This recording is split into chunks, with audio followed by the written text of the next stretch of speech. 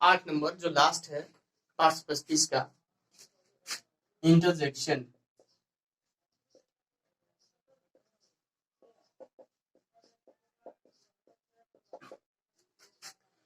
बहुत से लोग पूछते हैं व्हाट इज एन इंटरजेक्शन, आप बता दीजिएगा। An interjection is a word which expresses some sudden feeling or emotion of the mind, यानी strong feeling of the mind, ठीक है ना। स्ट्रॉन्ग फीलिंग होती है या दुख सुख आश्चर्य का भाव व्यक्त होता है, उसे हम लोग इंटरजेक्शन करते हैं। इसको भी ऐसे कर लीजिएगा इंटरजेक्शन, 2 पार्ट में कर दीजिएगा, आसानी से याद हो जाएगा। एक्सप्रेसेस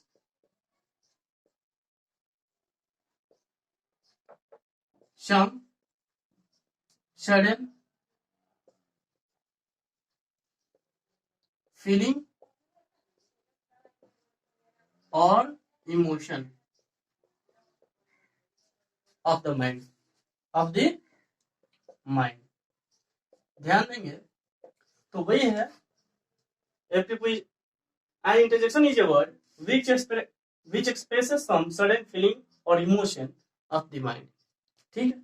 जैसे कभी कभी हम लोग कहीं जाते हैं या घर पे रहते हैं, कोई न्यूज या कोई सूचना हमें मिलती है तो हम लोग आश्चर्यचकित हो जाते हैं, अरे ऐसा हो गया, क्या हो गया। तो हमें कभी दुख होती है, कभी खुशी होती है, कभी हम लोग प्रे करते हैं ईश्वर से, कभी किसी को आशीर्वाद देते हैं। उस सिचुएशन में इस तरह की जो सेंटेंसेस होती है वह इंटरजेक्शन होते हैं। जैसे ओह he died, oh he died, ओह, यहाँ ओह हमने क्या किया, अफसोस जता रहे हैं, अफसोस कर रहे हैं, ओह वो मर गया, यानी हमने क्या किया, दुख महसूस किया, तो वो क्या हुआ, इंटरजेक्शन, ठीक है। Hurrah we have won the match, ध्यान देंगे, hurrah we have won the match, काफी हम लोग खुशी होती है, वाह हम लोग मैच जीत गए। तो यहाँ हुर्रा क्या हुआ, इंटरजेक्शन हुआ, ठीक है। उसी प्रकार बहुत सारा है, जैसे हम लोग कहते हैं हाउ सैड, कितनी दुखद बात है ना। जब कोई व्यक्ति आएगा ओह ही डाइड, तो हम लोग ओह हाउ सैड, कितना दुख की बात है। तो यह पूरा सेंटेंस क्या हुआ, इंटरजेक्शन हुआ, ठीक है।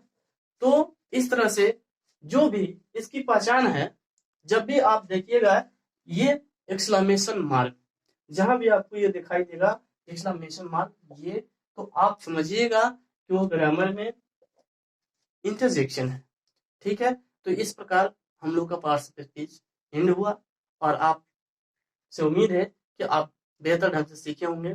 आपके सामने ये क्वेश्चंस हैं, इसको आपको सॉल्व करना है, ठीक है। यदि आपको ये पूरा 8 पार्ट्स ऑफ स्पीच अगर आपको याद हुआ होगा और समझ में आया होगा, तो मुझे उम्मीद है कि आप इस सब को डिफाइन कर सकते हैं। ध्यान देंगे, choose different kinds of parts of speech, अलग अलग आपको पार्ट्स ऑफ स्पीच बनाना है।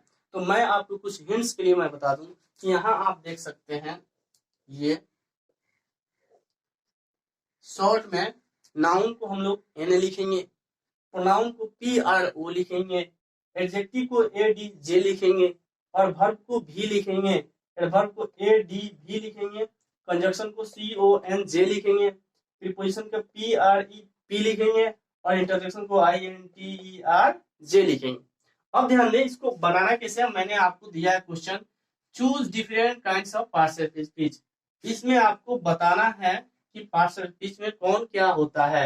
मैंने आपको यहाँ एग्जांपल दे रहा हूँ, इसको ध्यान से समझिएगा, इसी पे आपकी पूरी कंसेप्ट क्लियर हो जाएगी। ध्यान दें, ये गुड़िया लिखा ना, तो गुड़िया क्या है, इसमें देखेंगे आठों में कि गुड़िया क्या बताया था। गुड़िया एक नाम है या वस्तु भी हो सकती है ना। तो गुड़िया एक नाम है, तो वह क्या हुआ, नाउन हुआ ना, तो उसके लिए क्या लिखेंगे नीचे, एन लिखेंगे। चलिए बहुत अच्छा। अब यहाँ आप देख रहे हैं इज, मैंने आपको बताया था ना इज क्या है, वर्ब है। तो यहाँ भी है, जिसमें हम लोग कहते हैं कि उसमें प्रिंसिपल वर्ब और एक्सिलरी वर्ब होते हैं। तो यह क्या लिखेंगे, भी।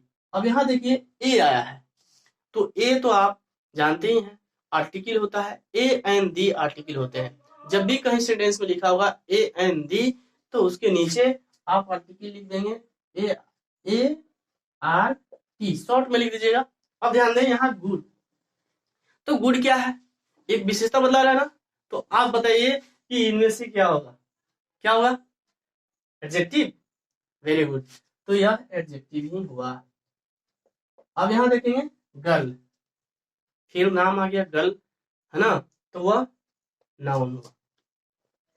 अब आपको लग रहा है गर्ल नाम नहीं है, सही बात है नाम नहीं है, लेकिन ये कॉमन नाउन में आता है। जब हम लोग काइंड्स ऑफ नाउन पढ़ेंगे तो यह बात क्लियर हो जाएगी। अब मुझे उम्मीद है कि इसी तरह से बारी बारी से यह 10 सेंटेंसेस आपके सामने लिखे हुए हैं। आप इन 10 सेंटेंसेस को लिखेंगे और लिखने के बाद उसको अलग अलग पार्ट्स बताएंगे। जैसे सोनी, क्या हुआ सोनी, अच्छा नाउन सही है। गोज क्या है, इसमें से देखिए, इसमें से गोज प्रिंसिपल वर्ब है ना, अच्छा वर्ब है।